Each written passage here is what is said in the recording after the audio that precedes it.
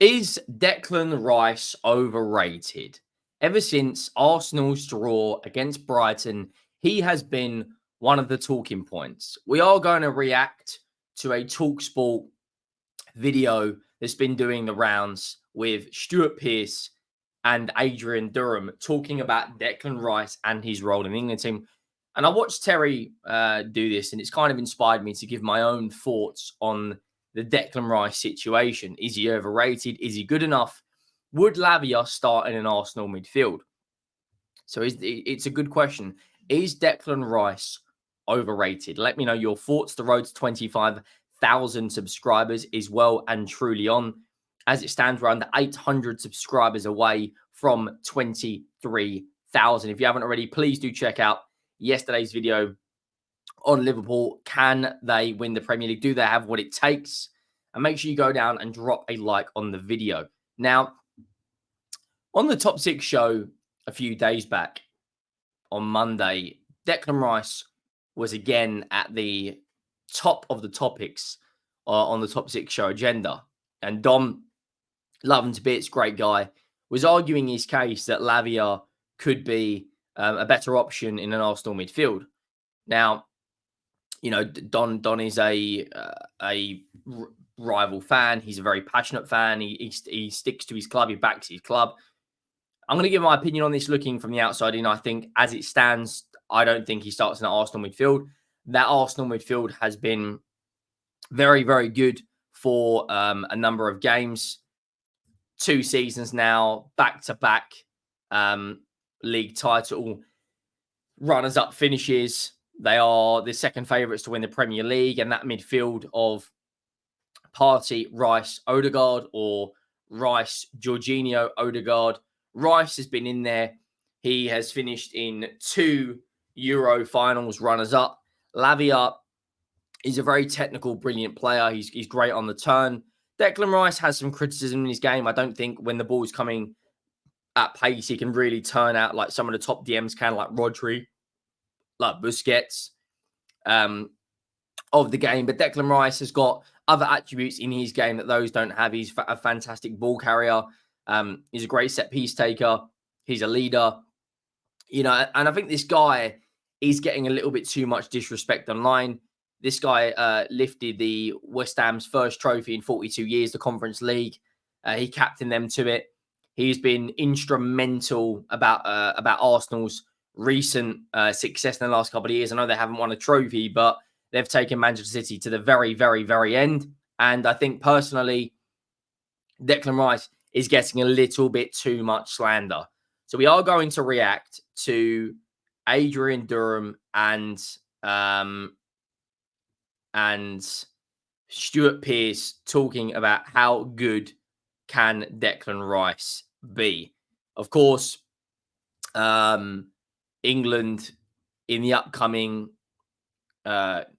qualifiers for the World Cup next year, and of course, the Nation League. I don't think he's going to get the best of receptions playing Ireland, but the question is, how good can Declan Rice be? Was on talkSPORT. But just listen to what he said and let me know your thoughts. Right, let's just bring this up. So this is talkSPORT, Stuart Pearce and Adrian Durham talking about Declan Rice. And it all kind of comes from the England midfield.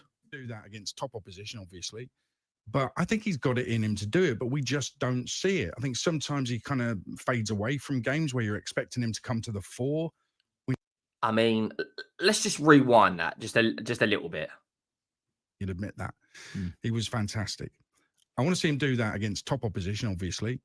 But I think he's got it in him to do it, but we just don't see it. I think sometimes he kind of fades away from games where you're expecting him to come to the fore. We never against Spain. So, for context, they're talking about how good can Declan Rice be. Adrian Durham's just said he kind of fades away from games. I'm going to be brutally honest. I think that's incredibly harsh on Declan Rice. His stats last season, 7 goals, 8 assists, 15 goal contributions for your defensive midfielder is a fantastic return. This season, 3 games, hasn't got a goal contribution yet. He was very, very good in the Champions League, home and away against Bayern Munich. His record in an Arsenal shirt so far, 17 goal contributions in 54 games as a defensive-minded midfielder is very, very, very good. Spain, for example, I wanted him to be that leader, that man, where we look back on the final and say, you know what, we wouldn't have won that without Declan Rice. I'm still waiting for it. So he's saying he wants him to be that man, that leader. Well, that England team is absolutely stacked with talent. You've got Harry Kane, who was the Tottenham captain for a number of years, who is currently the highest paid English player in the world. You've got Jude Bellingham, who walks into that Real Madrid side, wins the Champions League, wins La Liga. You've got Trent Alexander-Arnold, who has won everything in the game. You have got the likes of Phil Foden and Kyle Walker. Declan Rice has leadership, attributes in his locker, but he's never going to be the guy to really drag England to a final, because on those moments, which I guess you could describe England's campaign, it was a Jude Bellingham over a kick. It was a Harry Kane header. It was a Bukayo Saka worldie. It was a Trent Alexander-Arnold winning penalty. He's not in that team to provide moments. And I don't think he's going to be in that team to drag England over the line. That's more dependent on the creative players and the goal scorers in the team to do. You know, how good can Declan Rice be? In my opinion, he's top 3 defensive midfielders in the world. And the only defensive-minded midfield player in the Premier League right now, who I guess you could say is better than Declan Rice, is Rodri. So when they say how good can Declan Rice be, how good is he already? That's the question. Am I being too harsh? No, because I think I wouldn't even call it a criticism. I think it's an observation. An observation that you deem that this player and this kid can go on to bigger things than he's actually achieving at the moment. That's not a criticism. That's and I fair. think sometimes we get caught up in the media that, Adrian Durham criticised Declan Rice. It's a headline. It's sensational. Yeah. It's not. And it's exactly what you're not trying to do. What you're trying to say is this. I think that player, and I've been saying that for a time, I think he's capable of anything. And I look at... Okay, that's a fair point from Stuart Pearce. He is capable of anything, but he's not in that England team to give moments. He's in that England team to give security to the back four alongside Kobe Mainoo. And Declan Rice, if you look at England's record in the Euros of 2020, and you look at England's record in the Euros just gone, look how solid defensively we are. Whether that is Gareth Southgate's tactics or not, okay, then look at his role in the Arsenal side. He plays as a number 8. He's a lot more attacking. Partey plays as the DM. And his goal contributions speak for itself. 17 goal contributions in 54 games is less than 1 in 3. Or around 1 in 3. And he's a defensive-minded / number 8. That's a very good return. In my day, when I broke into the England squad, we had a fella called Brian Robson. And he could do exactly what you're asking. He could grab the game by the scruff of the neck and win a... He's not in the game to grab it by the scruff of the neck. That's the Jude Bellingham, Phil Foden, Harry Kane, Ollie Watkins, Bukayo Saka, Jack Grealish. That's their role. He's in the England team to give security to the back line. Like, is this just unnecessary criticism on Declan Rice? Game for England on his own during the 80s. He was an incredible athlete, an incredible player. He could tackle, he could head, he could run, he could do anything. Brilliant. I think Declan's got that in him. So I was so pleased when he went to Arsenal when they played him more advanced and said, go on then, let's get you running forward. He plays more advanced in the Arsenal side, but he's not in that team to grab the game by the scruff of the neck. That's a Martin Odegaard role. He's in the team to essentially be that transition between defense and attack, to give reassurance to that back line and to help out attacking. He's not in the team for moments. He's not in the team to grab it by the scruff of the neck. That's a Bukayo Saka moment where he gets the ball from deep, drives 30 yards and puts it in the top corner. Get you taking people on, because we see him burst past people and people can't get near him physically, So hopefully with encouragement, it'll come and he'll mature into it. But he's going to be 100+ England cap man. There's no doubt. I don't know what he's got now, Yeah, but facts. he's pushing 50, I think, Which is an cap-wise. incredible career. He's an elite level Premier League player, an elite level international player. I just think he could be one of those players that. So he's an elite level player and an elite level international player who we're talking about getting 100 caps for England. So why is there a need to talk about how good Declan Rice can be or critique him?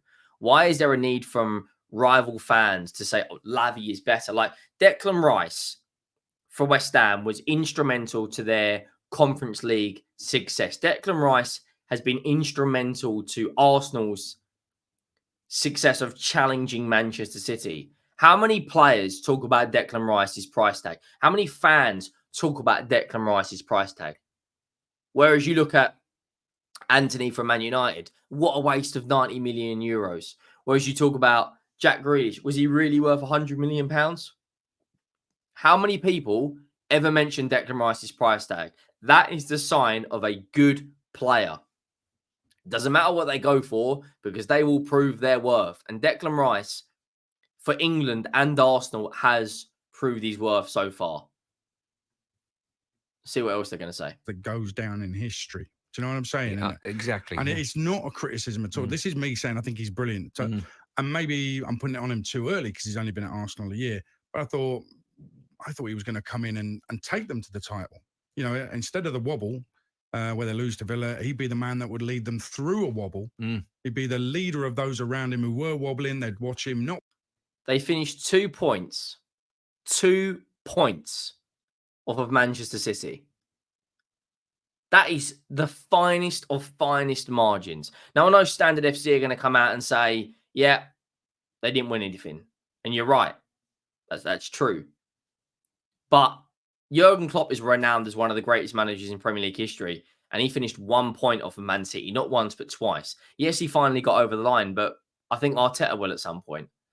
Like, the margins are incredible. Not wobbling and they go on and win the title. Maybe it'll happen this year at club level. But I actually think he could do that for England as well. And you're right, physically, he's an absolute specimen as well. I mean, and I don't think when he gets on the ball and goes past people, I don't even think he realises how good he is. No, it's part of the problem. No, he surges past people because he gets stuck in a situation, think I need to do something to get out of a problem here. Instead of... There's probably an element of truth in the sense that he doesn't always realise how good he is. And I think at times players need to have a bit more arrogance in their game. But Declan Rice, so far, has been instrumental in that Arsenal midfield. He's done very, very good for England. And I just think the criticism right now of rival fans, the mainstream media, comparing Lavia to him when Lavia has only really played in a Chelsea shirt. Like Lavia, if we look at Lavia's numbers in a Chelsea shirt, so he signed for around, what was it, £50 million from Southampton, 62 million euros. He's a very, very good player, by the way, who can play DM and as a centre midfielder. I would have loved him at Spurs. But in a Chelsea shirt, he's played 105 minutes. Is it fair to say a player that's played 105 minutes is better than Declan Rice, who played practically every minute of every game for England and Arsenal in the last year or so? I'm not so sure. Let us know your thoughts down below. Make sure you drop a like. Make sure you have subscribed. And I will see you all in the next one. Thank you for watching. I am